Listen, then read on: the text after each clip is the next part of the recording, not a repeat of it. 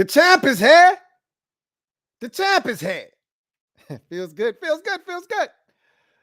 to see my Atlanta Braves once again for the 1, 2, 3, 4, fifth time in a row. It's National League East champions, but we're not satisfied. That was one of the most subdued celebrations ever. Why? Because this is what we're used to. Reminds me of back in the 90s when we were winning division crowns every single year. We won it from 1991 all the way to 2005, 14 years in a row.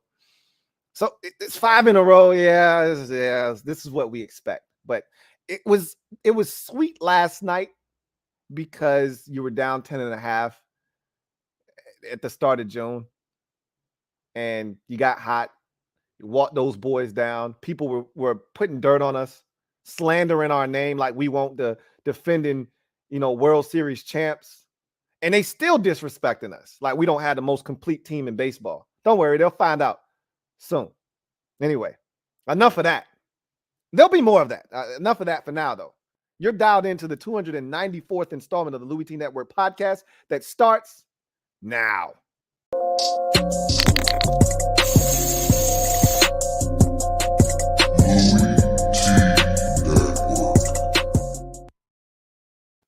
Who else could it be but me, your man, Louie T? Welcome to the 294th installment of the Louie T Network podcast. I, of course, am your set man, Louie T. Thank you for joining me.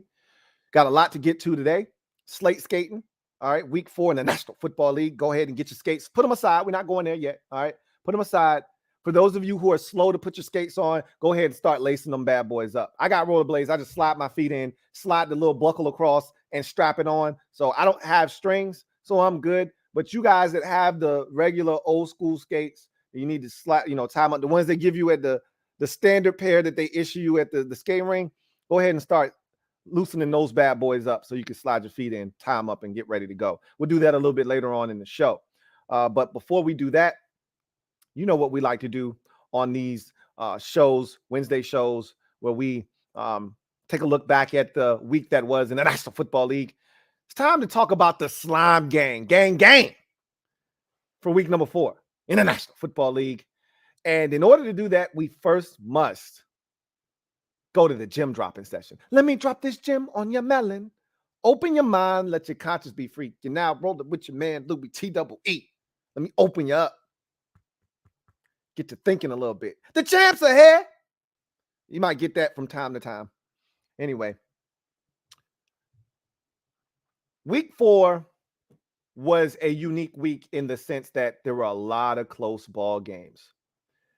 Of the 13 games that took place on Sunday, 12 of them went into the fourth quarter with a 1 score or less, meaning it was tied ball game. Okay. Every single game essentially in week number 4 went into the fourth quarter that was played on Sunday, went into the fourth quarter either tied or a 1-score game. The only game that didn't meet that criteria was the Sunday night game.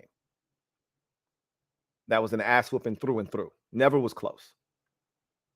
But every other game came down to the wire. Teams were fighting. Games were close. That's the first time that's ever happened in NFL history. So it was a good day of football. Put it that way. So let's get to the slime game, shall we? Who was slimy in week 4, man? Who was out there slimy and grimy getting it done? Let's start with some losers, man, because there were some losers that performed well. Their team didn't, unfortunately, get it done, but that didn't stop them from going out there and being slimy and adding their name to the slime gang. Let's start with Frankie Louvu. I want to start with Frankie, man, because I like telling y'all about these defenders that are around the league that you may not be watching. The Panthers, look, their offense sucks. It stinks. Baker Mayfield is horrible right now. And look, I feel bad for Baker because he got there so late. Like, it made it tough for him to really grasp the playbook, get into a rhythm with these guys. No excuses. You don't want to make excuses. He's on the field. They got playmakers. That's not a bad Panthers offense. Their offensive line isn't great, but it's not terrible. He's just not playing well right now. Anyway, we'll get to that when we get to their game. However, defensively, the Panthers are good. And it's good enough to keep them in ball games. Their defense actually deserves better. That's a 1-3 football team right now. From a defensive standpoint, they probably could be, 2-2, 3-1. Now, the defense, I say that, and the defense had a chance against Cleveland to stop the Browns from going down the field and getting a field goal in the 58-yarder to win. They didn't. They let them get into field goal range, and they lost that game. So the defense could have helped themselves a little bit this season as well, but the defense carried them to their only win of the season against New Orleans. They had them in the ball game. I mean, the defense did almost everything they could do to put them in a position to be up in that game, and instead they were trailing because the offense was just god-awful. But Frankie Louvu was outstanding, and I've taken a strong liking to Frankie Louvu, watching him over the years. Last year in particular, just watching him fly around. Young dude, linebacker, and I'm watching him fly around, and I'm like, damn, this dude plays a lot of energy, just a level of physicality that you don't see from, guys with that. You do see from guys with that kind of speed. I take that back. Usually guys with that kind of speed do play with a reckless abandon that's fun to watch, and he's one of those guys. And he's one taco short of a combination plate, so he plays the game a little reckless, and he toes that line sometimes. He picked up a stupid, personal foul, unsportsmanlike, conduct, unnecessary roughness penalty, whatever. And you're like, hey, Frankie, come on, bro. That was unnecessary.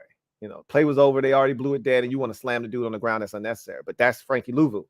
But he led the team in tackles with 11 tackles in their loss to the Arizona Cardinals. He had a tackle for loss in the game. He had an interception in that game. And that interception was a thing of beauty that he took 33 yards to the crib. All right. It wasn't any standard run of the mill. It wasn't a deflection at the line of scrimmage. Johnny on the spot picks it off, and then he gets a convoy in front of him. Nah, Frankie Louvu was in coverage, covering. I want to say it was a receiver. It might have been a tight end or a running back, but he was in coverage.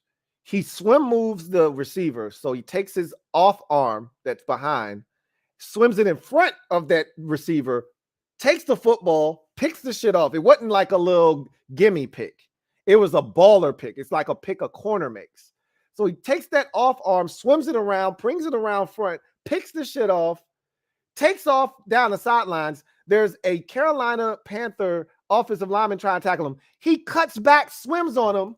All right, cuts back seamlessly like he was a running back. I'm telling you, Frankie had to be a running back in his past life, because that was too smooth, right?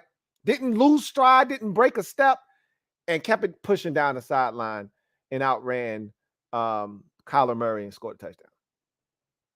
Shit was a thing of beauty, man. Frankie Louvu, man, playing some ball for a Panthers defense that is playing good enough to win. Slime gang. Didn't get it done. They didn't win the game, but it wasn't because of Frankie Louvu, and it wasn't because of that Panthers defense. That's for damn sure. How about another losing effort in week number 4? Tyreek Hill. We've known about his sliminess since his Kansas City Chiefs days, right? But what he's showing me, because a lot of people thought, oh, Tyreek Hill, we're going to see if he can perform without Patrick Mahomes. And I'm not going to lie to you, I was anxious to see what he would do as well. Is he going to elevate the level of Tua Tagovailoa? I think we've already answered that question. But then Tua gets injured, and you're thinking, oh, shit. It's Teddy B now. Teddy B. Teddy two-step. Teddy two-glove. I could go on and on with these nicknames, by the way. And I'm like, yeah, well, this shit, it's dead now. This offense is dead. Tyreek's production dead. They dead. Dead, I said. And Tyreek proceeds to go off in the second half of this game with Teddy Bridgewater in the game to the tune of 10 catches, 160 yards. And I'm just thinking to myself, well, god damn. What can't this man do, and who can't he do it with? Tyreek Hill is a freak, man. Say what you want. about the cheetah. The one thing you can't say is that this man can produce, and he can produce with anybody at quarterback. He's one of the few guys in this league that elevates the play of his quarterback, no matter who it is under center. He got it done. He's a slimy dude anyway, is Tyreek Hill. He showed you again in week number 4. All right, one more loser, and then we'll get to the winners. Enough of the loser talk. But we'll get to one more loser, and that's super intelligent TJ Hockenson.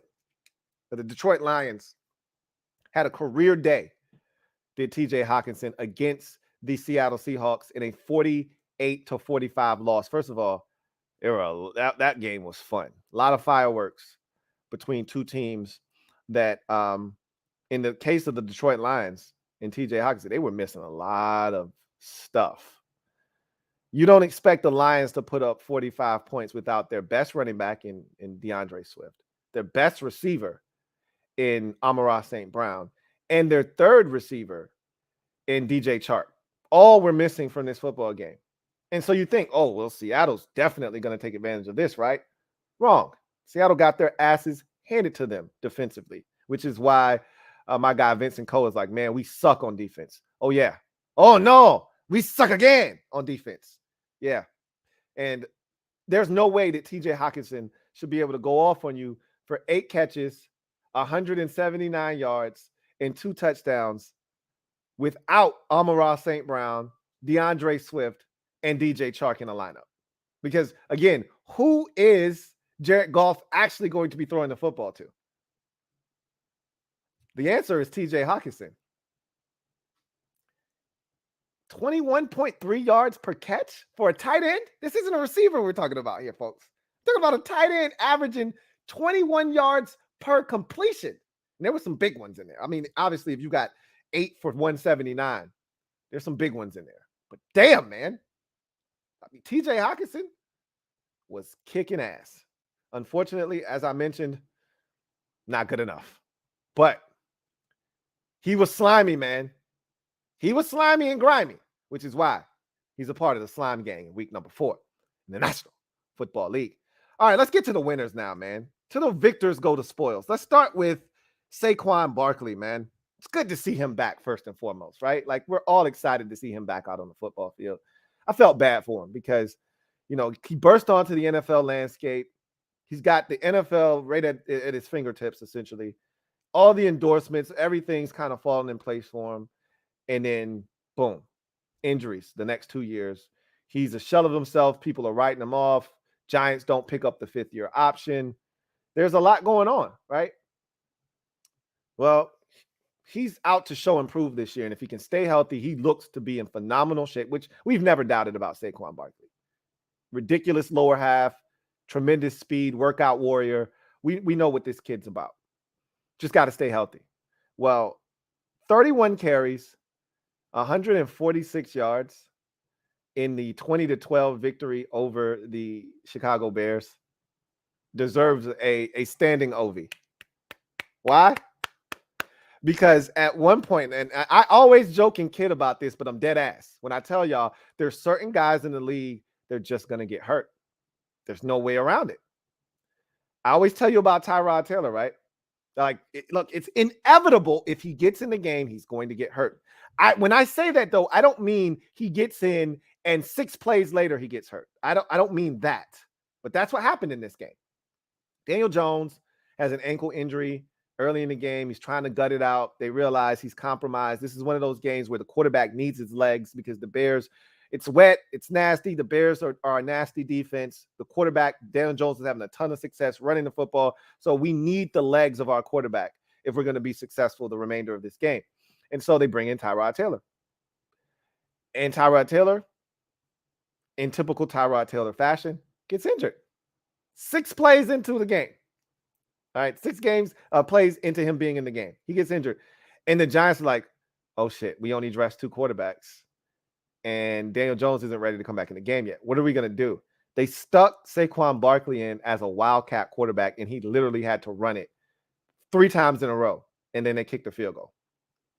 Like, that's the shit he had to deal with in this game, and he still rushed it for 146 yards. They knew that the Giants weren't going to do anything but run the football in this game. They couldn't throw the football. There was nothing that the Giants could do through the air. It was going to be on the ground, and they still could not bag up Saquon Barkley. And for that, my friends, he deserves to be a member of the Slime Gang this week.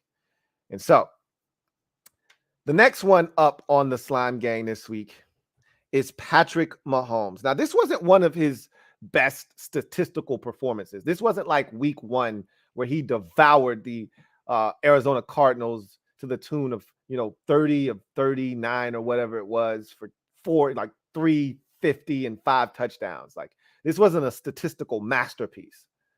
But what it was magical. If you watch the game and you know exactly what I'm talking about. And so 23 of 37 for 249, 3 touchdowns, did have an interception that he threw in this game, but rushed it also. And this is one of the things that I feel like goes really under the radar with Patrick Mahomes is his athleticism. 4 rushes, 34 yards. He can really hurt you with his legs. And it doesn't look the prettiest. He has a funny gait. He walks funny. Even when he's walking back, getting the play call and walking back to the huddle, it's just a weird walk. He runs funny, almost like he's jogging, like he's kind of indecisive. Do I want to run? Do I want to walk? I don't really know, but it's effective. Almost looks like he's about to fall over when he's running. And it keeps you honest because you have to defend him as a runner as well. But he made every single play in this game versus the Bucs. And obviously the Houdini, magic trick of a touchdown pass to Clyde Edwards-Helaire, that's going to go in his highlight package for the remainder of his career. When they make a cut up of about 7 plays and they're showing the little highlight package of Patrick Mahomes, that's for, if you're a Buccaneers fan, you got to be sick to your stomach. That's a part of his highlight package for the remainder of his career, where he runs out. And he was setting that defender up the entire time. Like, he was never scared. He was never going out of bounds. He knew what he was going to do. I want to spin on this dude. I'm going to spin on him. And he spun on him. There are 2 more defenders bearing down on him. He sees Clyde Edwards-Helaire, and he just does a little flip on some Brett Favre shit. Touchdown.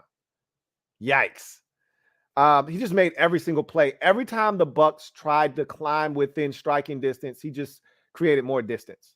They were never in danger of losing this game. They were up 21-3 at one point in that ball game. Were the Kansas City Chiefs. This was a total ass thrashing, and Mahomes was doing Mahomes-like stuff. So, part of the Slime Gang this week.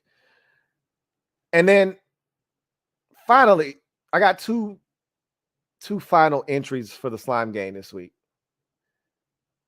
I got to go with the 49ers defense next. Oh, my God. Were they slimy on Sunday night or what? I mean, I felt bad watching it, and mostly because I picked the Rams, or excuse me, it was Monday night, not Sunday night, Monday night.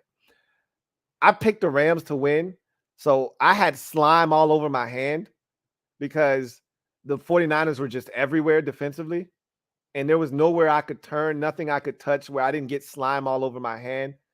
Their fingerprints were all over this game defensively. They dominated Matthew Stafford and the Rams offense. And I told you, something's off with that offense. Something's off with that entire Rams football team, but specifically the offense. This is the second time that they've been totally annihilated offensively by a defense. Week 1 by Buffalo's defense when they only scored 10 points, barely had 250 yards of total offense. In this game, again, dominated, didn't score a single touchdown in this game. All right, barely had 250 yards of total offense, and really were never in the ball game. Honestly speaking, I shouldn't say that. I mean, this is a 1-score game in the fourth quarter until the Frankie Louvu pick 6. But this 49ers defense, listen to this: 257 yards of total offense given up. They held the Rams to 5 of 15 on third downs. Okay, so for those of you keeping score at home, that's 33%. On third downs, okay, well below the league average. 0 for 3 in the red zone were the Rams.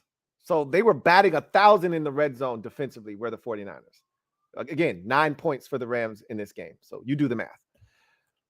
Forced 2 turnovers, one of which a pick six by Talanoa Hufanga that put the game on ice. I think I might have just said Frankie Louvu. You guys know what I meant. Talanoa Hufanga with the pick six, crib style. They had 11 QB hits, 7 of which were sacks. Okay, so they were harassing Matthew Stafford. And they only gave up 9 points. And that's the biggest thing. I could sit here and give you all these stats, but if they gave up touchdowns, which they didn't, that red zone stat is the biggest one of all of these stats, then it changes everything. You can give up 257, 5 of 15 on third downs, but if they were 2 of 3 in the red zone, this is a different ballgame. But because they were 0 of 3, it takes us to that final stat that changes everything. 9 points given up in this game. Total domination by the 49ers defensively, and they are now 2-2 in the division, 2-2 overall, and right there in the mix. So 49ers defensively, they were so slimy and grimy and nasty and dirty and despicable in week 4. And for that, they're a part of the slime gang.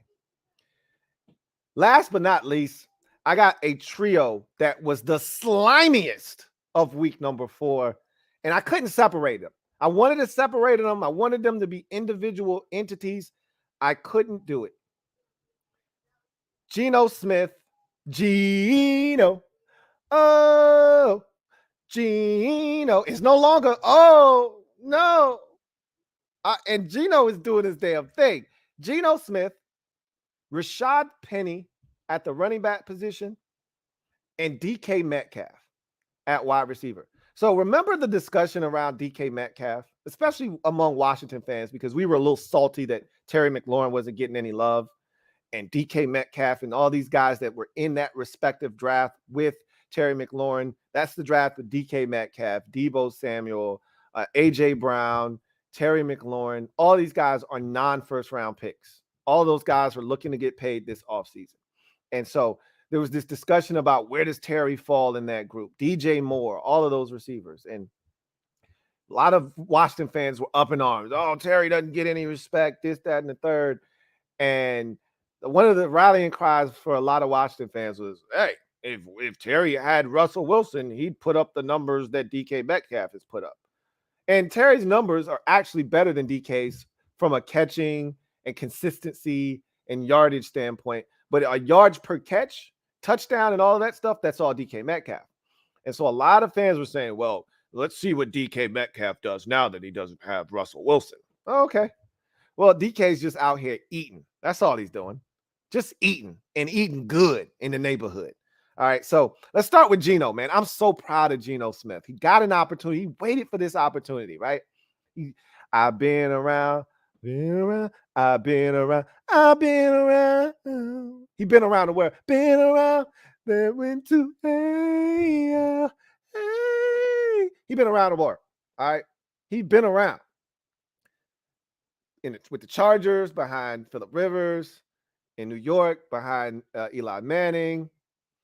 You know, he's been around the block, around Hall of Fame quarterbacks.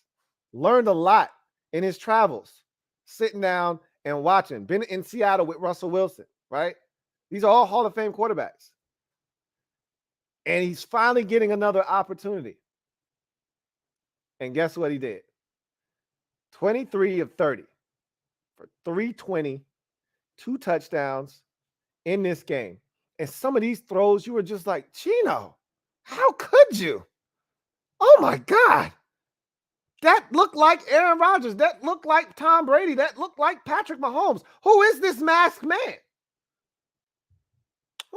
Geno, come here. Baby Geno. Hey, Geno. Baby, come here. Get over here. Mwah. Geno's out here playing ball to the point where people are actually talking about Geno Smith greater than Russell Wilson. Stop. I'm not going to let you do that. But Geno is playing his ass off right now. That's one thing he is doing. There's a throw up the seam to the tight end in this game that I swear I almost went through the screen and said, Geno, take your helmet off, and smacked the shit out of him and said, Geno, God damn, that was some good shit. Put your helmet back on. I don't know who the hell this Geno Smith is, but I like him. I like it a lot. Rashad Penny. This is for a show down the road at another time, later date and time. I've got some apologies to hand out, some double O's to offer up. Rashad Penny's going to get one of them. I left this man for dead. I told the Seahawks that you wasted a first-round pick. You idiots. I'm like, isn't that cute? Rashad Penny at the back end of the first round. But it's wrong. And everything about Rashad Penny of late has been right. Real right. As in, he's one of the better running backs in the league right now. Finished up last season, ridiculously strong, carried it over into this year.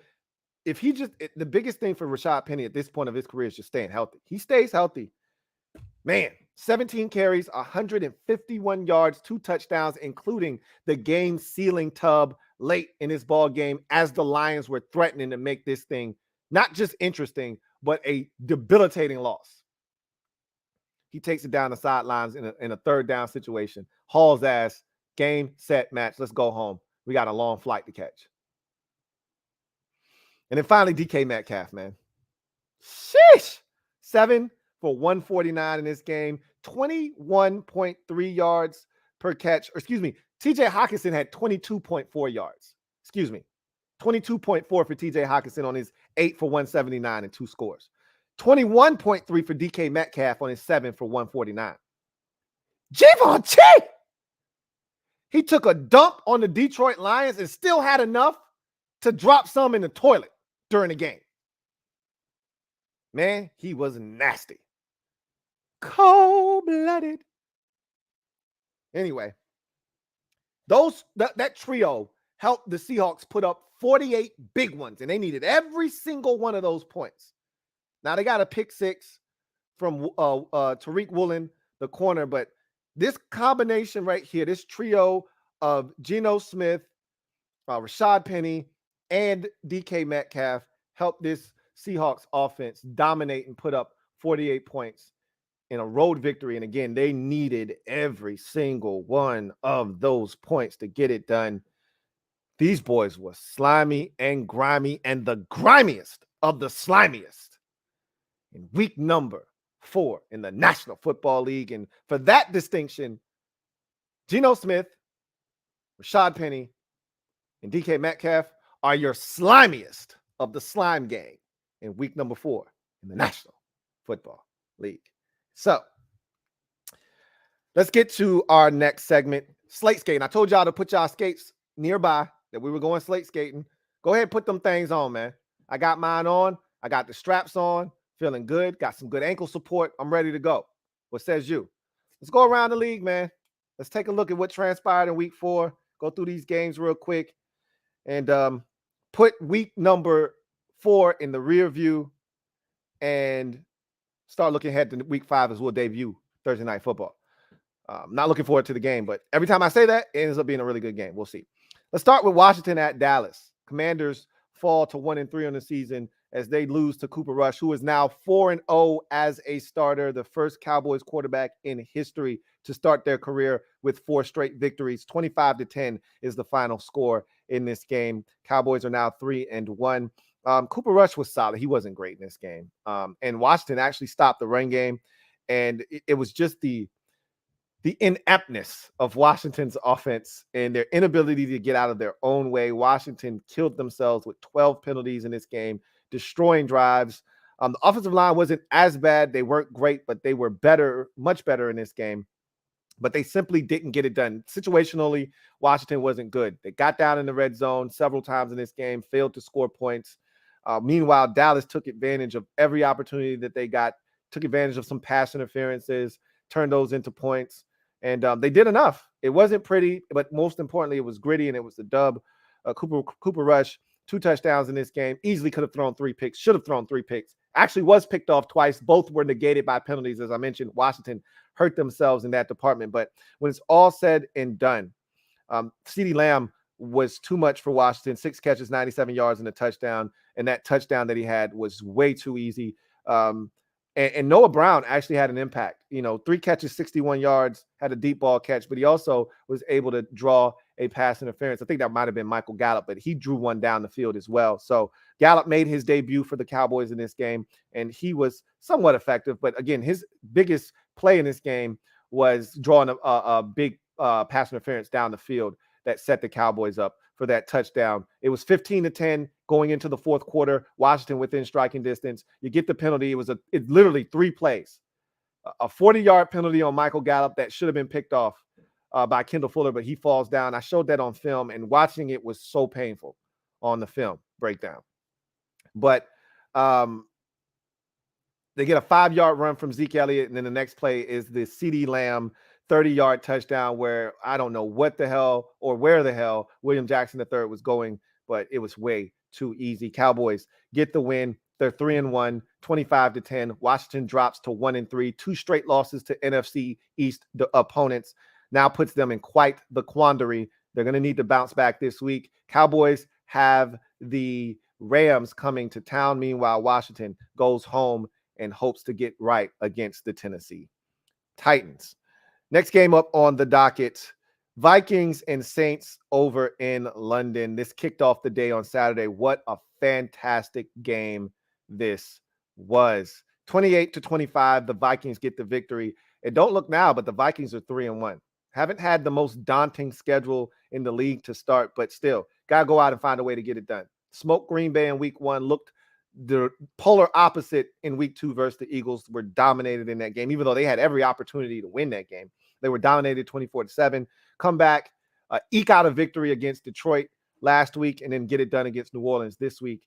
This was a fun one over in London. And this is why the game continues to grow abroad. When you put performances like this out for the masses to consume, you can't help but have people fall in love with the game. If this is your first game, you live in London, and this is your first game you just go to, this gets you hooked. I mean, this thing came down to the wire. It doesn't get much better than this. A Greg Joseph field goal with 24 seconds left was the difference in this game. Justin Jefferson made some huge plays, including a big catch on that final possession to put the Vikings into field goal range. This game was without the Saints were without a lot of guys in this game. There was no Jameis Winston at quarterback. In was Andy Dalton in relief of Jameis Winston. There was no Michael Thomas in this game. There was no Alvin Kamara for them, the Saints, either. And so they were out without a lot of their big dogs in this game, and they still hung tough. They got some contributions from guys like Chris Olave and Latavius Murray, who just got signed away from their practice squad, so he's no longer on their team. But he came in big when they had some injuries in this game, including one of their running backs got injured in the game. I can't remember his name. Anyway, this was a fun one, back and forth. You thought at one point the Vikings were going to run away with this thing, and then they blew an opportunity to run away with this. They really, it felt like they should have been up by a lot more. They didn't take advantage of a ton of opportunities, settled for a bunch of field goals. They should have been up big in this game. Then the Saints come storming back. They actually take the lead 22-19 at one point.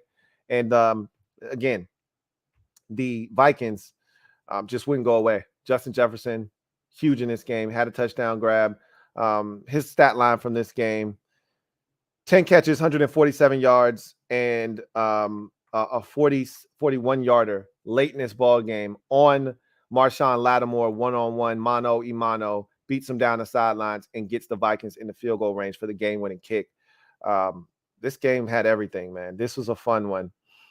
And then at the end, the Saints get it back. I told you that the Vikings made their field goal with 24 seconds. You're thinking the game's over, right?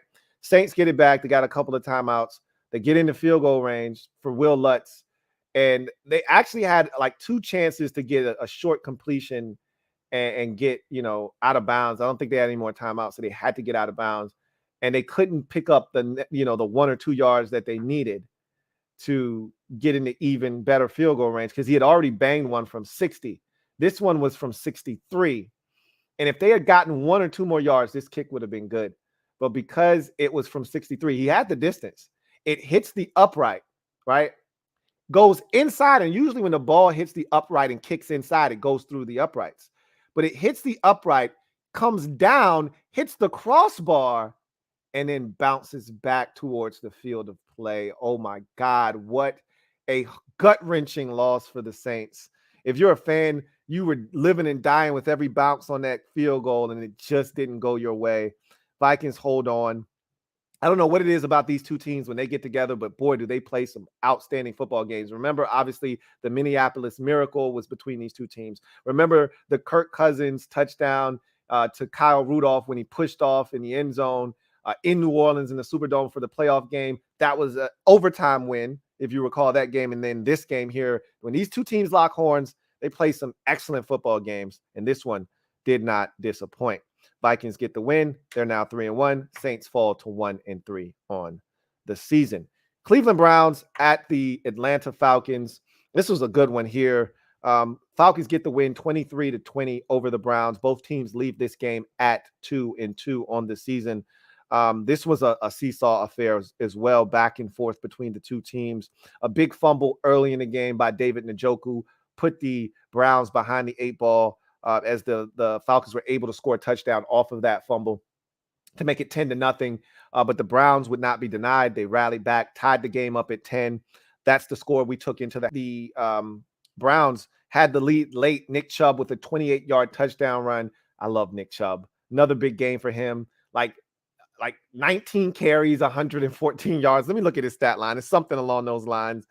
19 carries, 118 yards, and that 28-yard touchdown that I just mentioned to give them the lead 20-17. But again, the Falcons would not go away. They ended up tying the game at 20. Then they kicked a late field goal. Younghoe Koo was huge in this game, kicked a field goal to give them the 23-20 lead with just over 2 minutes to go in the ball game. Browns had it one final time. But they took a sack, had a penalty, then took a sack. Then Jacoby Brissett threw it up for grabs. It got picked off, and the Falcons hold on to win this football game. But it did not come without a cost. They lose running back Cordero Patterson to an injury that he sustained in this game. Remember, he was already banged up coming into the game, sustained an injury, going to be out for at least the next month. He was placed on IR. That is a devastating blow to this football team, as he is their most productive football player. This is not a great game for Marcus Mariota. 7 of 19 for 139 yards and an interception. He was not good in this game. But what was good for the Falcons, what kept them afloat, was their run game. 35 rushes, 202 yards, almost 6 a pop. Tyler Algier, 10 carries, 84 yards. Chris Huntley, 10 carries, 56 yards. Caleb Huntley, 10 carries, 56 yards. And then Cordero Patterson, 9 carries, 38 yards. Those guys carried the load in this game, and that's what really got them to this victory. It hurts if you're the Browns because you could have won this game. You should have beat the Jets. You could be 4-0. You could argue. And again, all you're looking to do is get to 5-6 when Deshaun Watson is eligible, but you're losing games that you can't afford to lose. You should be 4-0 right now. If you're the Browns, you're kicking yourself. Honestly, you have no business being 2-2 right now. But again, with Jacoby Brissett at quarterback, this is where you're going to find yourself. You're going to win some of these, you're going to lose some of these. But that's what happens when you got a backup quarterback starting for you. Falcons are 2-2. Don't look now. That's 2 in a row for the Falcons. After starting 0-2, they go on the road, beat Seattle. They come home, beat the Browns, and now they're back even at 2-2 on the season.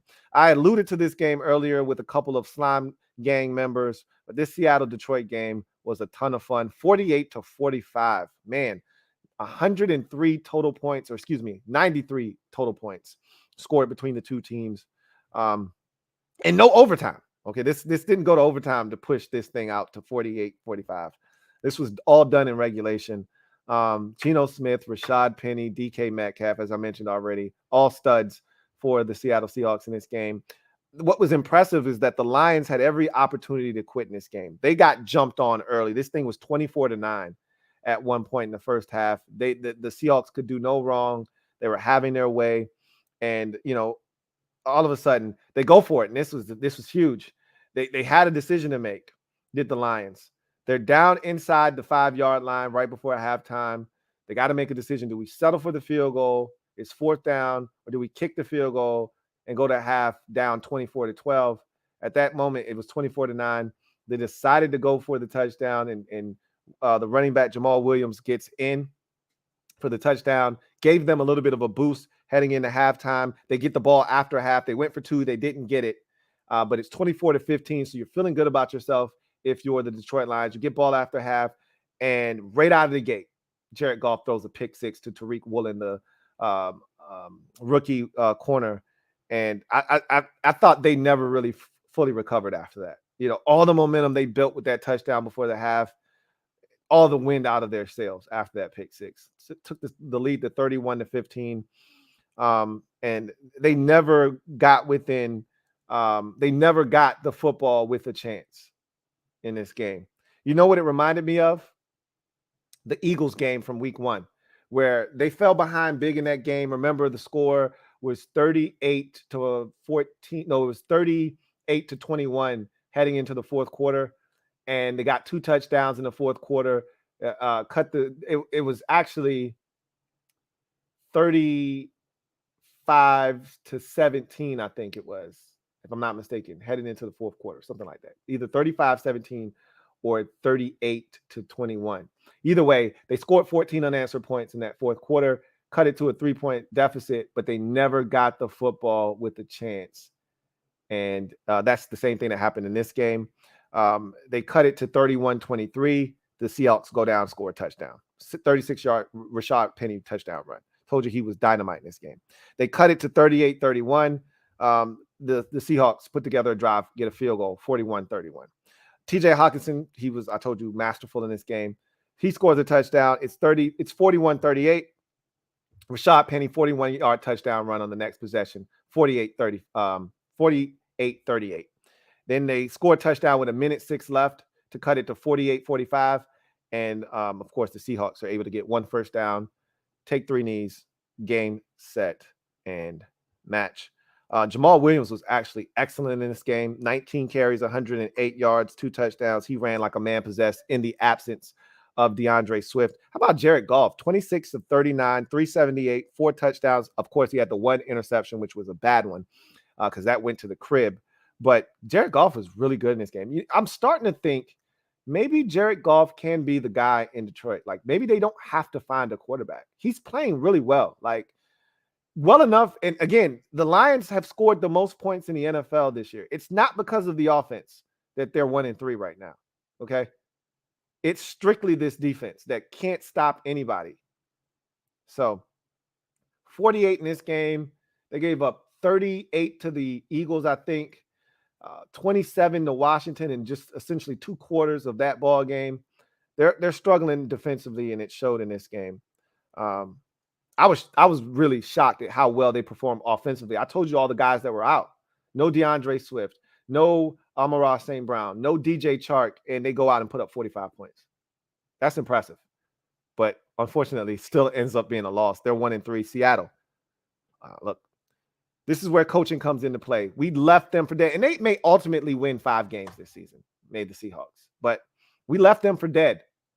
After Russell Wilson was traded, we mocked them all off season, talked about how bad they were going to be. This is a rebuilding year. Face it. They're 2-2, and they're scoring points, and they're moving the football offensively. Their defense stinks, and that's going to cost them this year for sure.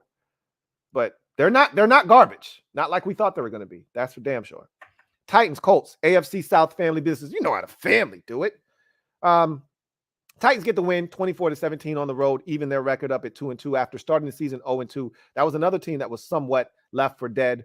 They've now won 2 in a row and are playing some solid ball. Indianapolis drops to 1-2-1 on the season, and this really was a self-destructive loss by the Indianapolis Colts. I mean, I really felt like they had every opportunity to win this football game, but they turned it over 3 times in this game. And these were some soul-crushing turnovers I'm talking about, man. A couple of fumbles in this game. One by their running back, who usually never fumbles. One by Matt Ryan, which was just god-awful. And then you had an interception that Matt Ryan threw that you just can't throw in this game. And so, man, this was rough. If you're a Colts fan, I mean, you started this game out 24-3. You're getting your ass reamed. I mean, handed to you in this game. Looks like the Titans are going to run away. And I knew it was going to be a long day for them. Derrick Henry got off early in this game. And I said, oh, shit. He hadn't had a 100-yard performance all season long. And then he was going off. And I'm like, okay, this isn't going to end well for you. And then they just started chipping away. And they got it to 24-10 at half. They scored another touchdown in the third quarter, and it's 24-17. And I'm thinking, okay, you got a lot of time left in the third quarter into the fourth quarter. The Titans, they had already lost their rookie wide receiver, Treylon Burks, in this game. So they had nobody to throw the football to. I mean, it was literally the tight ends. That was it. And so the Colts started to zero in on Derrick Henry, like, okay, we can't let this guy continue to kill us. They've got no receivers. They've got no one to throw the football to. If we just stop Derrick Henry, we'll have a chance. And boy, did they ever. They had the football multiple times with a chance to tie this football game, and they threw up all over themselves. I mean, urinated down their leg several times. And I got a feeling we're going to see some heads roll at the end of this Colts season. I don't think this season is going to go well for them. And, they got their leader back on defense, Shaquille Leonard. He gets hurt again in this game, ends up leaving. I don't think he's going to play on Thursday night. I don't think that Jonathan Taylor, their star running back, is going to play on Thursday night. We'll see. He had a foot injury. I don't know, man. It's not looking good for the Indianapolis Colts. I will say this, though. When their rookie wide receiver came to play, and that's good to see, Alec Pierce. It was good to finally see him. 4 catches, 80 yards in this game. Good to see him finally come alive. But they need more production from the receivers. Like, their tight ends kind of carried them. You got Kylan Granson, 4 catches, 62 yards. Mo Alley Cox, 6 catches, 85 yards, 2 touchdowns. That led them. Last week, it was the rookie tight end, Jelani Woods, out of Virginia, that had the 2 touchdowns, including the game winner against the Kansas City Chiefs. Yeah, the tight end position is good, but you need these receivers to step up too, right? And I know a lot of Colts fans that were disappointed. Jelani Woods had a breakout game last week, only gets 1 target in this game, and that 1 target went for 33 yards. They got to get him more involved as well. But nonetheless, they're now 1-2-1 on the season, are the Indianapolis Colts, as the Titans.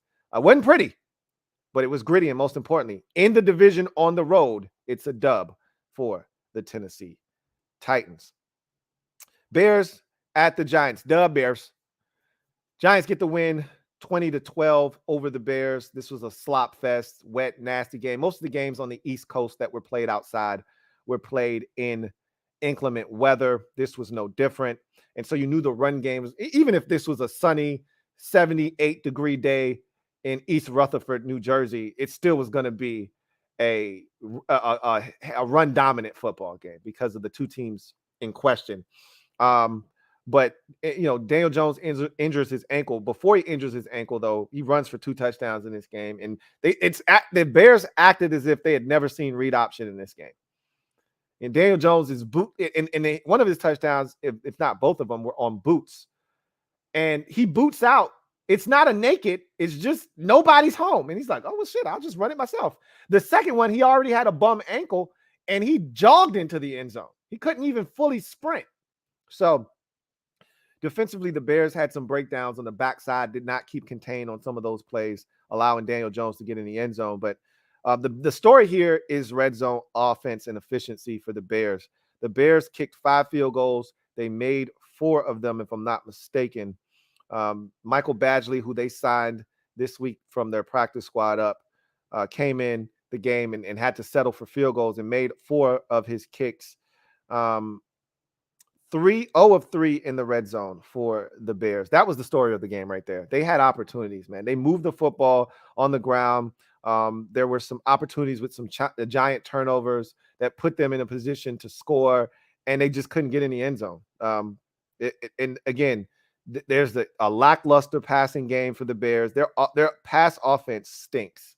It is just horrific and hard to watch. And we knew that this was going to be the case because of the lack of resources spent on their skill positions. Like, you can't do what they did at the receiver position and expect that Justin Fields is going to benefit and going to grow and blossom with what you've put around him. That the semblance of talent, god awful.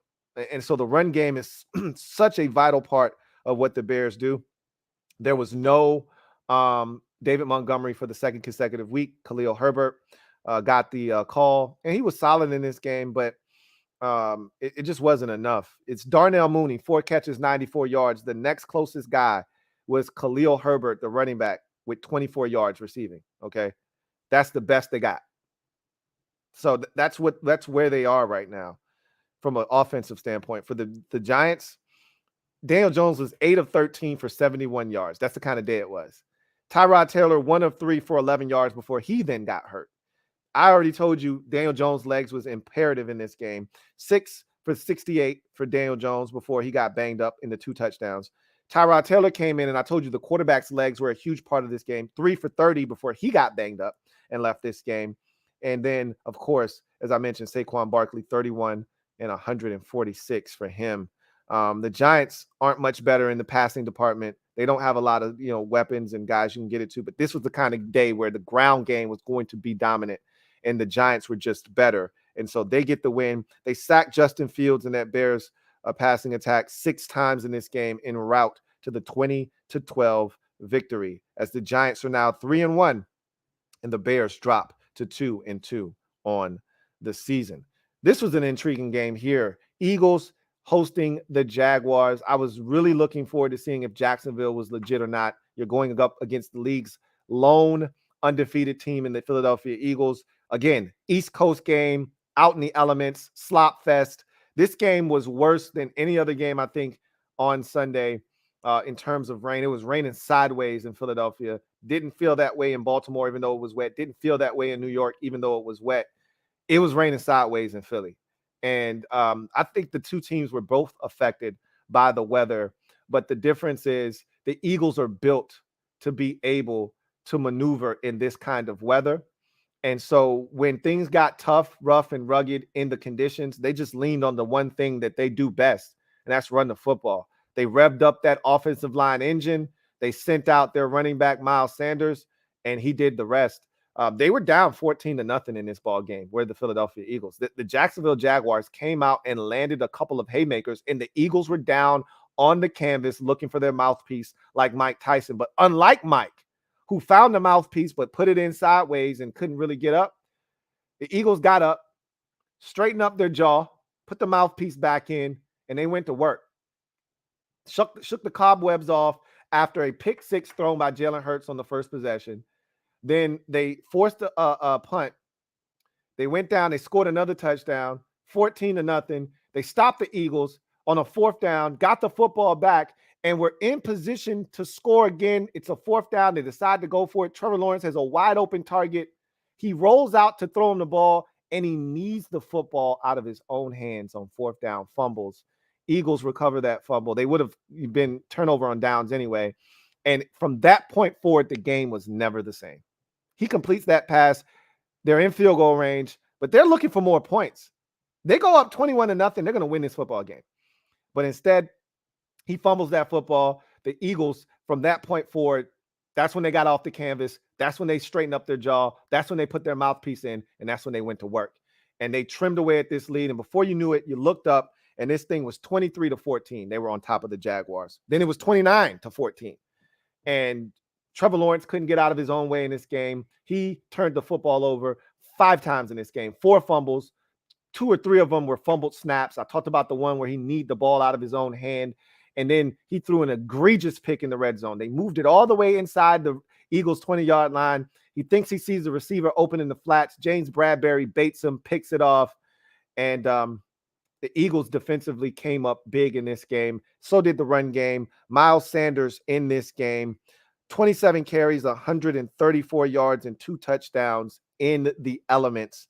A.J. Brown was another guy that they leaned on. This is the second time this season when the Eagles have been in a tough spot. First game of the season against Detroit, they were down. A.J. Brown to the rescue. He made some big catches to really jumpstart the offense, and then the ground game took over from there.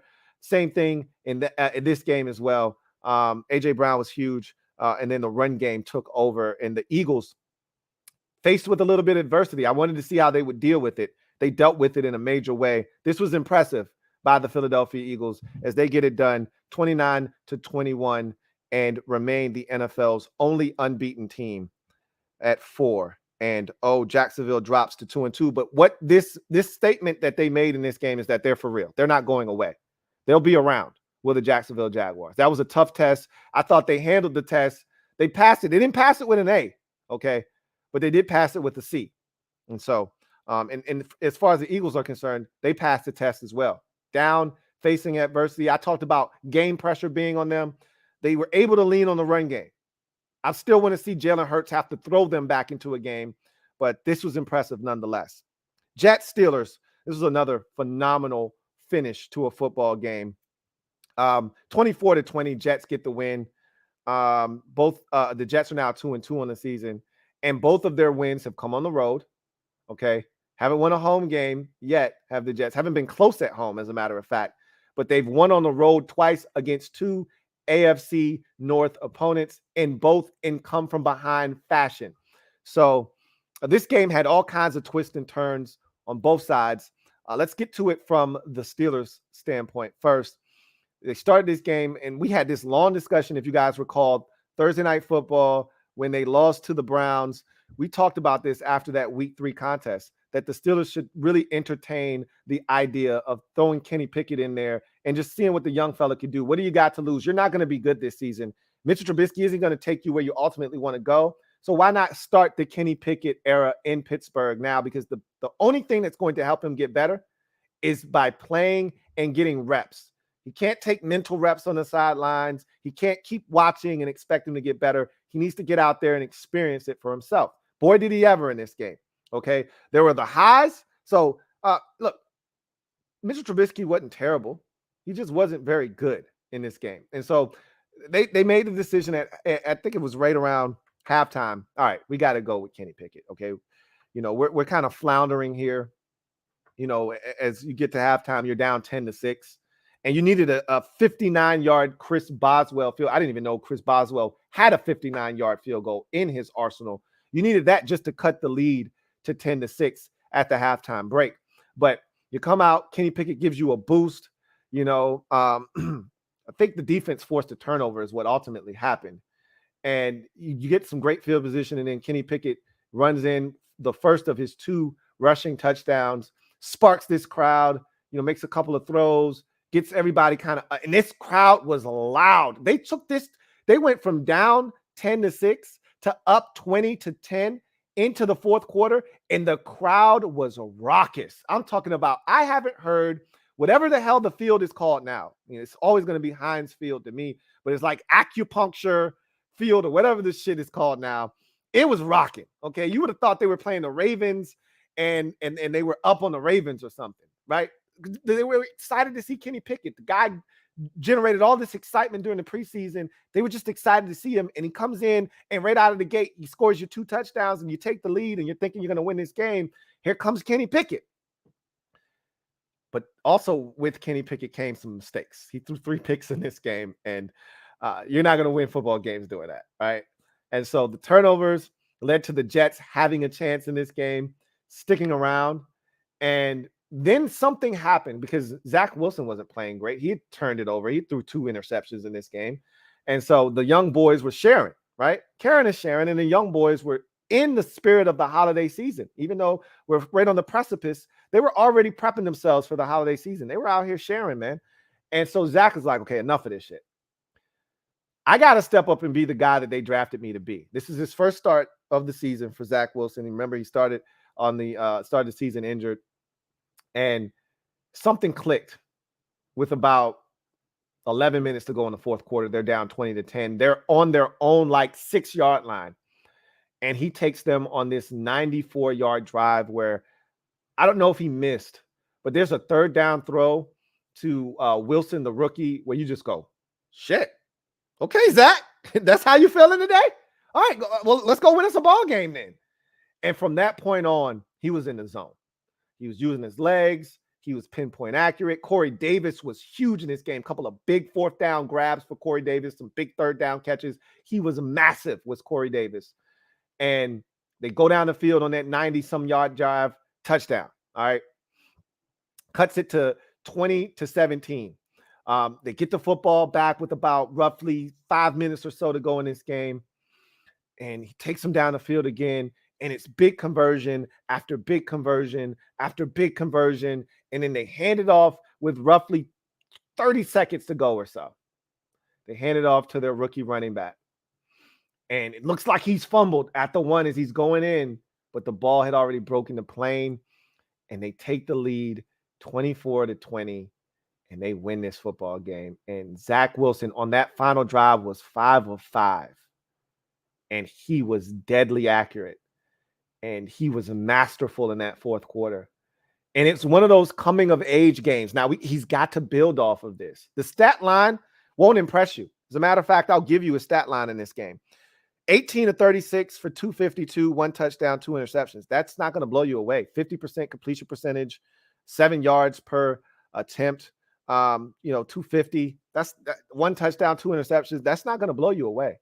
But when you watch the game, when you see when those completions were made and had, you say, damn, that was some good shit, Zach. So this was a fun one to watch. And it was fun to see 2 young quarterbacks. And I'm glad to see Kenny Pickett get in there, even though he struggled and he had his lumps that he took in this game. And it's only going to get worse with the teams that are coming down the pipeline. We talked about this. Do you put him in now and risk him getting battered and bruised and turning it over and maybe losing a little bit of confidence with some of these teams coming down the pipeline? Or do you wait until the coast is clear, the dust settles, the smoke's clear, and then you can put him in and then say, all right, let's see what you got. But they decided they needed a spark in this game. You got a chance to get back to 500. Mike Tomlin rolled the dice and attempted to go for it. It didn't work out. And now you just got to stick with Kenny. There's no going back. I think he's going to get his ass whooped these next few games, but we'll see what happens. Jets get a big win. I'm happy for Robert Saleh in this Jets team, but the key for them is consistency. Don't go home next week. I don't know who they're playing. Let's see who they're playing next week. Don't go home next week against the Dolphins and get your brains bashed in against Teddy Bridgewater, which is more likely or not what they're going to do. But big win for them as they get it done. They're 2-2. Steelers are now 1-3. Bills, Ravens, another fun game, man. Again, this was a day full of close contests, fun finishes. This is another one of them. Bills get the win 23-20, run their record to 3-1 on the season now. Ravens drop to 2-2. And the 2 Ravens losses, you could argue they were both self-inflicted. They probably should be 4-0 right now. Blew the big lead to the Dolphins, lost that game. And blow another lead to an AFC East opponent. This game at one point was 20-3, and it was raining, as I mentioned. It was wet. It was nasty. It looked like Ravens weather, and they're dominating. Some turnovers early in the game by the Buffalo Bills kind of helped this thing get to where it was. If I'm not mistaken, Josh Allen had a fumble or an interception early in this game. Yeah, he did, and that led to a Ravens touchdown. Then the Bills had another fumble. Singletary, that was a bad fumble too. Singletary fumbles the football. That led to a field goal. And next thing you know, you look up, it's 20-3. And they're dominating this game. And you're like, oh my God, what is going on, Buffalo? And all of a sudden, they just start chipping away. It's 20-10. And then it's 20-13. And then it's 20-20. And you're like, wow, they've tied this ball game up. And the Ravens put together this masterful drive at 20-20, right? Set 14 plays, 93 yards, 9 minutes of the fourth quarter clock. They drive it all the way down inside the Bills' 5-yard line. They come up short 3 times. It's 4th down. And you're like, hubba, it's raining. It's nasty. The Bills have struggled today. Kick the field goal. What are you doing? And I don't know if there's a coach that has lost more football games being irresponsibly aggressive than John Harbaugh. I know that Brandon Staley in Los Angeles is probably a close second, but Harbaugh's been doing this way longer than Brandon Staley, okay? Way longer than Brandon Staley. So Harbaugh's had way more opportunities to make smarter decisions, And there's a lot of analytics-based decisions that he makes, when he decides to go for two. Like, he'll lose a game doing some stupid shit. Like, they're up 26-10. They score a touchdown. Instead of kicking a field goal, the extra point, up 26-10. They'll go for two to try to make it 28-10 because that's what the analytics say. They'll fail. It'll be 26-10, and they'll end up losing the game 27-26. That's the kind of shit that happens to them. Or they'll end up losing the game 29-26 in overtime because the team went for two after two touchdowns, went for two twice, tied the game up instead of being down 3 scores. Like, that's the kind of shit that they do. Unnecessary shit that puts them in compromising positions that leads to losses. He did it again in this game. Outthinking, overthinking the situation, outsmarting himself. Kick the damn field goal. Okay? Kick the damn field goals. The Bills have been struggling offensively in this game. It's wet. It's one of those games where the circumstances dictate how if this were a regular game on a regular surface, yeah, the Bills are so explosive. You don't trust your defense. Okay, I get it. Field goal may not win you the game. That wasn't the case in this game. Wet surface, balls going all over the place. Bills have been struggling offensively, although they were better in the second half. Kick the damn field goal, put the pressure on Buffalo to have to either kick a field goal, send it to overtime, or score a touchdown to win. You let them get off the hook. Threw an interception on the 4th down. Even if it wasn't picked off, it was 4th down. So the Bills were going to get the football anyway. And they went on a 12-play, 77-yard drive that ate up 4 minutes of the clock, essentially the rest of the game, and walked it off with a field goal, 23-20. And you know what? The Ravens deserve that. They deserve to lose this football game. You can't make those types of decisions and not pay for them. This was another one of those, similar to the Philadelphia Eagles coming back after being down big. This is another gut check type of ball game. But this is a little bit different than what Philadelphia did because this shit was on the road against a team that is a perennial playoff team. They were able to rally back down 17 and get it done. The Bills continue, and they were shorthanded, dealing with injuries, things of that nature, and they found a way to still get it done. That's impressive from Buffalo. Those are the types of wins that build character and help you, ultimately reach your goal of making it to the Super Bowl and ultimately winning it. That's a big game right there on the road against Baltimore. They're now 3-1 on the Bills. Ravens now 2-2, and again, easily could be 4-0. Chargers, Texans. Chargers get the win 34-24. This game was a lot closer for comfort. If you're a Chargers fan, you're saying, what the F, man? Like, why do you do this to us? Like, even in a game where we think we've got it well in hand, you make us sweat. This game at one point was 27-7. They were absolutely dominating the Houston Texans. And then I don't know what the hell happened to the Chargers for about a good quarter and a half of action, but they fell asleep behind the wheel. They wouldn't wake up. And before you know it, you looked up, and there was plenty of time left in the game. That was the crazy part. Like, usually when a team is down like that and you've been struggling to move the football with any consistency, you've turned it over, you're doing stupid shit like the Texans often do. It takes you a long time to cut that deficit down to 3 to give you a chance. The deficit was, I want to say, 27-7.5. Yeah, Dustin Hopkins makes a field goal to make it 27-7.5.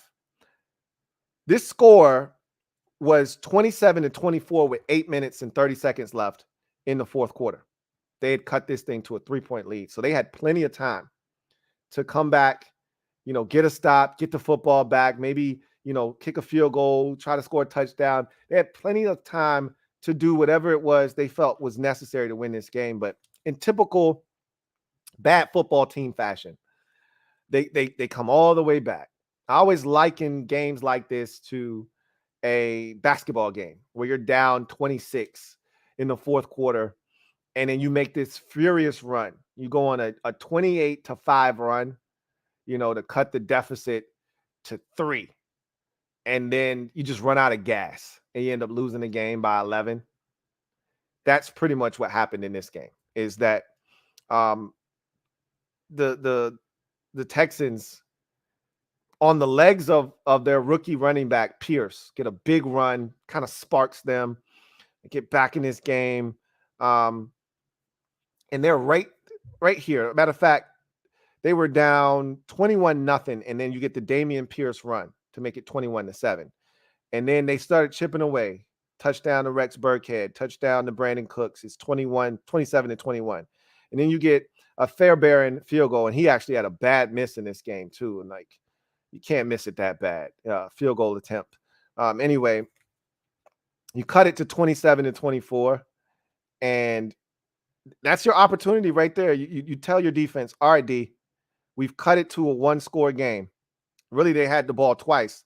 After the 27-21, the Chargers fumbled the football, and they only get a field goal out. They actually go backwards 6 yards. That's when I knew they weren't serious about winning, because you had all the momentum. The Chargers are over here playing around, right? They're over here playing around, pussyfooting with this lead. They don't want this shit. You know, you've called back into this game after being down 21-0. Then it's 27-7, and then they cut it to 27-21 lead, and the Chargers' first snap, they fumble the football. Oh, they ain't serious. They don't want to win this game. They're giving you a chance. Go take it. They don't want this. Go take the game, Houston. And Houston proceeds to go backwards on 4 plays. They go backwards 6 yards and kick a field goal. I said, okay, you don't want to win either. Okay, you don't want to win either. So after that, the Chargers said, what are we doing here? Okay, what are we doing here? They go down 12 play, 84-yard drive, touchdown, put this thing out of reach, 34-24, and that was your final score. Justin Herbert was fantastic. So was Austin Eckler in this game. Eckler, over 100 yards of total offense, 13 carries, 60 yards, 2 rushing touchdowns, 6 catches, 49 yards, and an additional touchdown. So if you had Austin Eckler in fantasy, he made you smile with 3 touchdowns total in this game and over 100 yards of total offense. Justin Herbert with fractured ribs. Remember that. 27 of 39, 340, and 2 touchdowns in this game. Eckler, DeAndre Carter had the fumble on the kickoff, which he does from time to time, which is when it was 27-21. And they had an opportunity, did the Texans, but they didn't want it. They don't know what to do with that. That's why they're 0-3-1 on the season. They were up 20-3 on the Colts and let them come back and tie that game and ultimately end that game in a tie. And you saw that they rallied back in this game and they didn't know what to do. And so they're 0-3-1 on the season. Chargers get back to 500 at 2-2.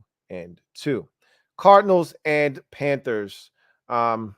This was actually a fun game, despite the sloppiness from, and again, another East Coast game, wet condition out in Carolina.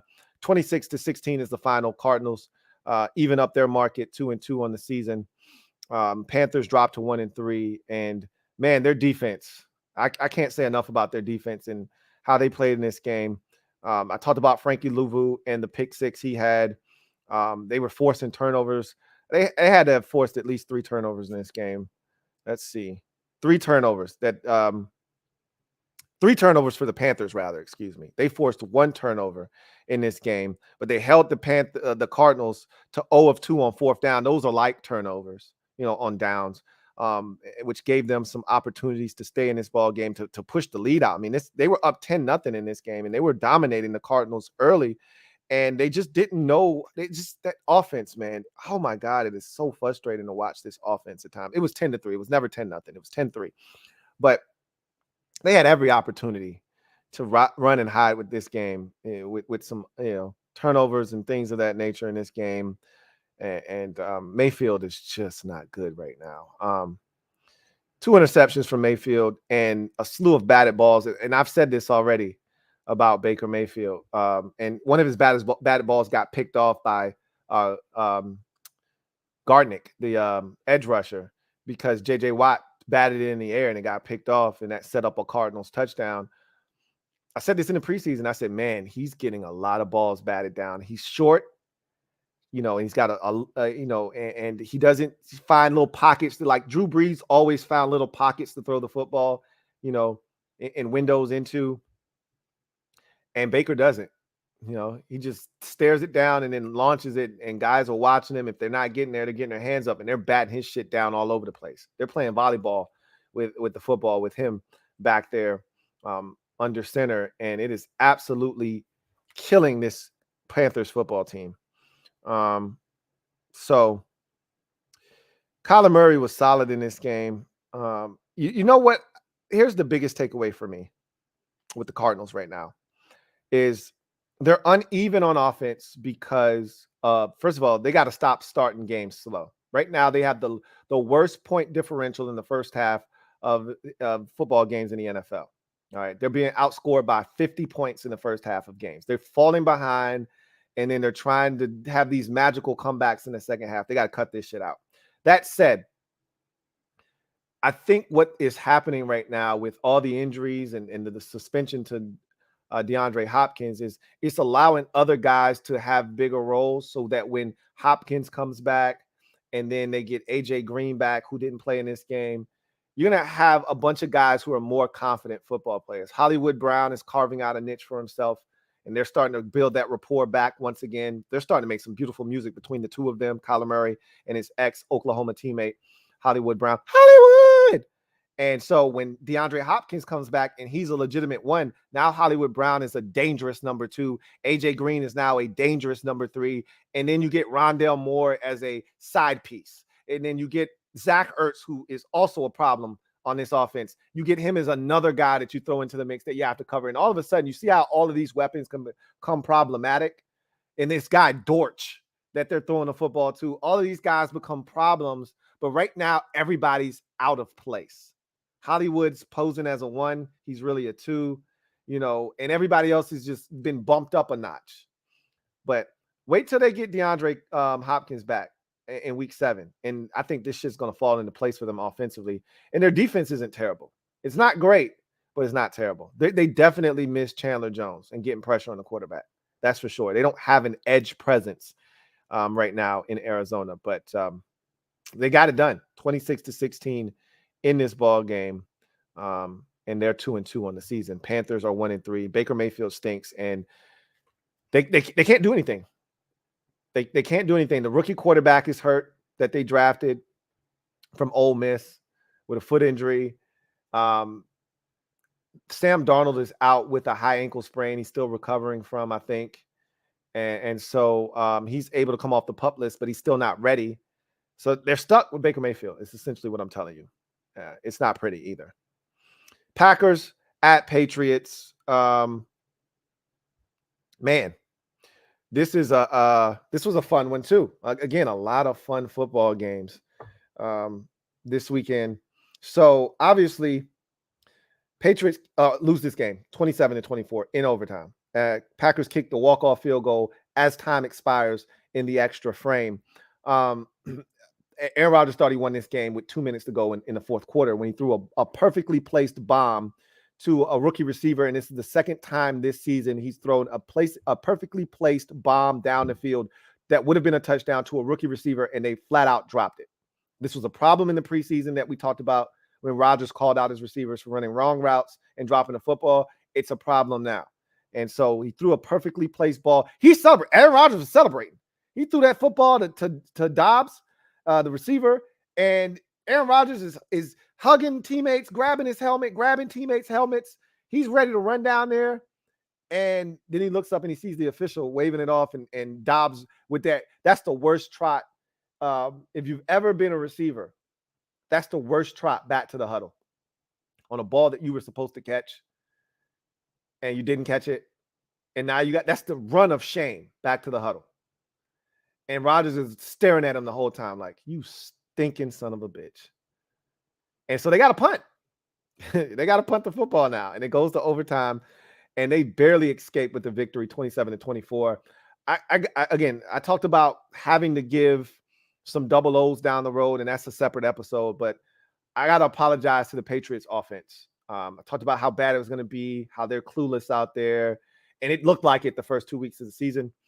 The last 2 weeks, they've looked like a professional outfit. And today or yesterday or Sunday, when you've got your starting quarterback out and then your veteran backup gets a concussion in the second quarter, and you got to turn to a rookie quarterback that you had no intentions of playing at all this season, and Bailey Zappi, and you find a way to run the football, keep him out of harm's way, safe, high percentage passes for him. I thought they did a really good job Bailey Zappi, 10 of 15, 99 yards, 1 touchdown. They just did a really good job of just not putting him in some bad situations. He wasn't in 3rd and 17. And if they were in that situation, draw, screen, something like that, we're not putting you in harm's way. I thought they did a really good job of giving the young fella a chance. And who would have guessed that in week 4, the first rookie quarterback in the league this season to throw a touchdown pass would have been Bailey Zappi? Who had that on their bingo card? Not me. Anyway, this Patriots team, again, never discount a Bill Belichick coach team. I know this to be a fact, and yet I still disrespect Bill, and every time he usually slaps me in my mouth, says, "How dare you?" This is one of those slaps. Even though they didn't win, this is one of those slaps, right? They're 1-3, but they're still dangerous, are the Patriots. And the Packers are fortunate to be 3-1 at this point. Easily could have lost to Tampa Bay. They should have dominated that game, honestly. Easily could have lost that game. They were on the ropes against the Bears, but yeah, they won that game comfortably at the end. They easily could have lost this game to the Patriots. And they easily could have won this game. I've said this about a lot of the top teams in the NFC. Something's off. Bucks are off. Rams are off. Packers are off. We can't quite put our fingers on what's wrong with all of these teams. I've got my theories on each and every single one of them. They missed Devontae Adams. It's not a secret in Green Bay.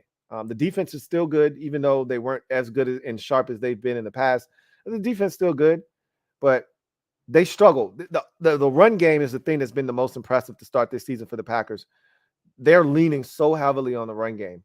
Aaron Jones, 16 carries, 110 yards. He averaged 7 a pop. A.J. Dillon, 17 carries, 73 yards. He averaged 4 a pop. They were nasty in the run game. That's what kept them afloat in this game. Alan Lazard is the one veteran that Aaron Rodgers trusts, along with, of course, Randall Cobb and Samuel Watkins. But Watkins, as I told you, he's another guy. I told the same thing with Tyrod Taylor and Marcus Mariota. He's going to get hurt. He's already hurt. Alan Lazard, 6 catches, 116 yards, including a beautiful diving deep ball down the sideline that helped set up some points. So Packers, they're okay, but they're not the Packers of old. I don't see 13-4 this year for the Packers. I'm just going to tell you that right now, but they'll be around when it's all said and done because they got Aaron Rodgers. And that defense is really good too. Broncos and Raiders, AFC West family business. If these two teams today ain't did it, then they ain't did it. But if they did, that's AFC West family business. This was a good game too, man. So Raiders get their first win of the season, and they've been good this year. They just haven't been good enough to win. They've made a lot of mistakes. They've squandered leads like they did against Arizona. You could argue that they had opportunities in against the Titans and against the Chiefs, or not the Chiefs, excuse me, the Chargers in week 1. They've been in every single ball game with a chance, and they've blown it. And they had the opportunity here to run away and hide, and they didn't take it. But they didn't blow it though. They were up 25-16 in this game, and they just needed one stop to put this thing out of reach, and they couldn't get it. But this was an impressive win because this was the best the Denver Broncos looked on offense all season long. Russell Wilson actually looked like Russell Wilson in this game, and they were able to still come out with the victory. Josh Jacobs was magnificent in this game. He went over 100 yards, 28 carries, 144 yards, 2 touchdowns. Devontae Adams, 9 catches, 101 yards. They spearheaded this thing. And Derek Carr did something in this game that I think he needs to do more of. He's a much better athlete than we give him credit for. He needs to run more. He ran in this game, and I thought his legs also were big. 7 carries, 40 yards for Derek Carr. He needs to run a little bit more. You know, when things break down, don't force it. Take off and run. On the Broncos side of things, 17 of 25 for 237, 2 touchdowns for Russell Wilson. Bad news for them. They lose not only edge rusher Randy Gregory, who they got in free agency, who was supposed to add, a different element to that pass rush opposite of Bradley Chubb. They lose him for an extended period of time with an injury, but they lose their phenom second-year running back Javonte Williams to a torn AC and LCL. he's done for the season, obviously, and there's a long road of recovery ahead of him. So prayers up to him and a speedy recovery. And I've really enjoyed watching him play football. So that one really sucks. That said, the deep ball came alive for the Broncos in this game. KJ Hamler had one. Jerry Jeudy had a 32-yard touchdown grab. Kendall Hinton had a 35-yard catch down the field. So they're starting to use some of the speed that they have. Russell Wilson is starting to get a little bit more comfortable. But what did I tell y'all about Melvin Gordon the third? I said, man, he's a fumbling ass dude. Stop giving him the rock. Well, they didn't have a choice when Javonte Williams went down. They had to put his ass in the game. And I think he actually fumbled before Javonte, right before Javonte got injured. But they were going strictly with Javonte in this game. He needed a blow. They bring in Melvin fumbling ass Gordon the third. And what does he do on his very first carry, very first touch of the game? Bloop! Ball pops out into the arms of Amik Robertson for the Raiders, and he takes off and runs like 70 yards for a touchdown. They were going for points. And Melvin Gordon, in typical Melvin Gordon fashion, ball squirts out of his hands. He does a poor job of securing the football. So many of his fumbles just come from the shit slipping out of his grasp, not even somebody punching it out, but just slipping out and popping out. And right into the arms of Amik Robinson, and he takes off and scores a touchdown. And they sat his ass down and put Boone in the game after that for as much as they could. But they're going to have to play Melvin Gordon. There's no way around it. But he's got 4 fumbles this season already, leads the league. That's what he does. That was a backbreaker, too, in this game. But in any event, this thing was 25-23 after the Russell Wilson 4-yard quarterback touchdown. He ran a read option, kept it, and scored. And you're thinking that the Raiders are going to blow this shit. And then Josh Jacobs, big drive, couple of throws, and next thing you know, 32-23. Raiders get the lead, secure the win, get their first of the season. Denver drops to 2-2 on the season. That's a costly loss for the Denver Broncos. So let's get to our final segment of the show in garbage time. I got a super chat, so I'm going to take that. Also, I have a new member of the MOBB, Asan Moore. Stand up. You are now the newest member of the MOBB. Mob, you know what to do. Welcome Asan with open arms. Show him what it's like to be a member of the MOBB. Welcome him with open arms. Looking forward to chopping it up with you, Asan Moore. Glad to have you and welcome to the squad. All right. See, we got a super somewhere in here, or at least I thought we did. I don't see it. That doesn't mean it doesn't exist. That just means I don't see it. That doesn't mean you didn't leave it. That just means I don't see it. Here it is. It's just not on my other screen. But this is from Big Money Sonny. All right. Big Money Sonny writes, we stink like DK's shit you said earlier. Hey, go ahead. Yeah, we don't. And if you watch the film that I broke down, you'll see that we got to execute better, but we're not that far off. It's just so frustrating because it doesn't have to be this way. It doesn't have to be this way.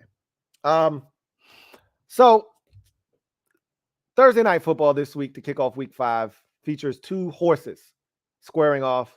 The promo says a game with high octane horsepower. I'm like, oh my God, that was so corny. Denver Broncos traveling to Indianapolis to take on the Colts to kick off week 5. I'm going to tell you right now, I am not looking forward, or excuse me, it's the other way around. The Indianapolis Colts are traveling to Denver to take on the Broncos. I am not looking forward to this game. These are 2 teams up until this past week where Denver was really struggling, that are struggling to score. Offensively, both of these teams are compromised. Javonte Williams just got injured. I don't think we'll see either of the starting running backs in this game. Javonte Williams clearly done for the year, and I don't know if we'll see the Colts running back in this game either. Jonathan Taylor. And so you may not see, there's a chance that you won't see the linebacker, Shaquille Leonard, in this game. And so I'm just not looking forward to this game. I'm just going to be honest with you, but doesn't mean it won't be a good game. But look, I don't trust Indianapolis. I don't trust Denver for that matter. What I'm going to lean on here is the team with the better defense is going to win the game, and then throw in that Denver's at home, which means absolutely nothing because the Denver Broncos have been ass-tastic, home, away, it doesn't matter. I'm just going to go with the team with the better defense, and that's the Denver Broncos. And Russell Wilson, he's got a shoulder injury, but he's going to play more likely than not in this game.